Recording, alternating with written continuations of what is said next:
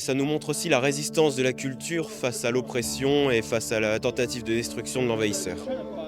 Salut ta voix, je me présente, Nolan Le Barbier. Moi je m'appelle Loane Castelin. Et moi c'est Héloïse Cousin et on est des élèves du lycée Anatole France à Lillers. Aujourd'hui on va vous présenter le documentaire Une fleur au milieu des cendres.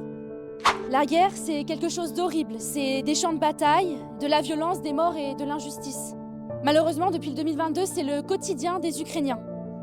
Dans le documentaire Ukraine, Une fleur au milieu des cendres, c'est réalisé par Olivier Pighetti et c'est ce qu'il nous montre en fait dans ce documentaire.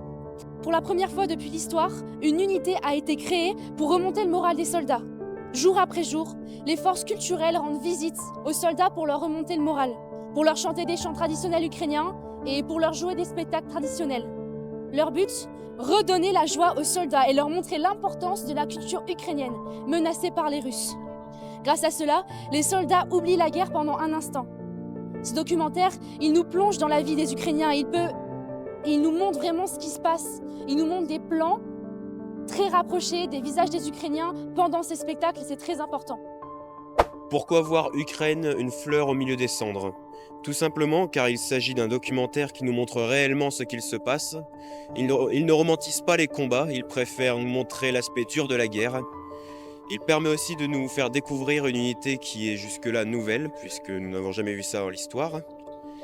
Et ça nous montre aussi la résistance de la culture face à l'oppression et face à la tentative de destruction de l'envahisseur. Alors personnellement pour moi, le seul point négatif c'est que le film n'était pas très bien rythmé. Le fond était bon mais surtout vers la fin, ça allait trop vite à certains moments et c'était fort répétitif. Après concertation, nous nous sommes mis d'accord pour attribuer à ce documentaire la note de 8,5 sur 10.